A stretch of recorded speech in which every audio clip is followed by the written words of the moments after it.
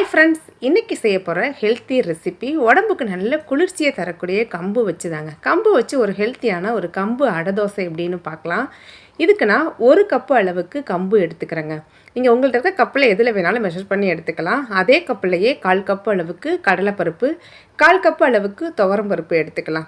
ஒரு table spoon அளவுக்கு பாசி பருப்பு எடுத்துக்கலாம். மெஷர் பண்ண கப்பிலையே ஒரு 1/4 கப்பு அளவுக்கு நான் முழு உளுந்து, தோல் உளுந்து எடுத்துக்கிறேன். தோல் உளுந்து சேர்க்கும்போது இன்னும் ஹெல்த்தியாக இருக்கும். நீங்கள் தோல் இல்லாத உளுந்து கூட ஆட் பண்ணிக்கலாம். இதுக்கு தேவையான அளவு தண்ணி சேர்த்து ஒரு 4லேருந்து 5 டைம் நல்லா வாஷ் பண்ணி எடுத்துடலாங்க. தண்ணி நல்லா கிளியராக வர அளவுக்கு வாஷ் பண்ணி எடுத்துடலாம். இப்போ இது கூட ஒரு 3 காஞ்ச மிளகாய் காரத்துக்காக சேர்த்துக்கிறேன். ஒரு 1/4 ஸ்பூன் அளவுக்கு ஜீரகம். இது எல்லாத்தையும் சேர்த்து தேவையான அளவு தண்ணி விட்டு ஒரு 5லேருந்து 6 மணி நேரம் ஊற வச்சிடலாங்க. 6-7 மணி நேரம் ஊறணும். அப்போ தான் நமக்கு கம்பு நல்லா அரைக்க முடியும். பாருங்கள், நான் ஒரு 6 ஹவர்ஸ் ஊற வச்சு எடுத்திருக்கேன்.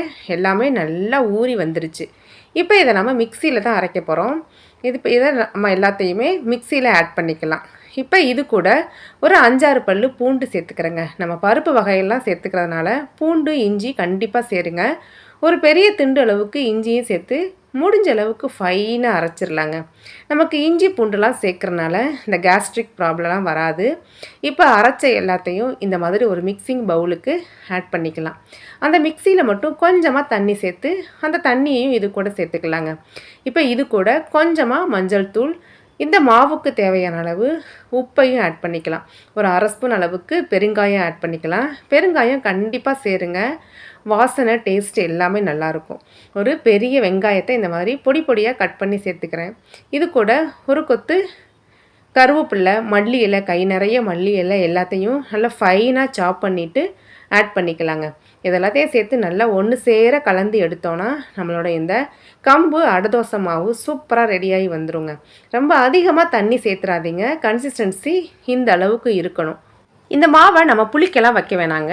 இன்ஸ்டண்ட்டாகவே நம்ம செய்யலாம். டேஸ்ட் நல்லாயிருக்கும். இப்போ இதுக்கு ஒரு சூப்பரான ஒரு சட்னி பார்த்துடலாம். ஒரு மிக்ஸி ஜாரில் தேவையான அளவு தேங்காய் எடுத்துக்கலாம். ஒரு சின்ன துண்டு இஞ்சி, 2 பச்சை மிளகாய், ஒரு சின்ன துண்டு புளி, கை நிறைய இந்த மாதிரி மல்லி இலை, ஒரு 2 டேபிள் ஸ்பூன் அளவுக்கு பொட்டுக்கடலை சேர்த்துக்கலாங்க. இது எல்லாத்தையும் சேர்த்து நல்லா ஃபைனாக அரைச்சிடலாம்.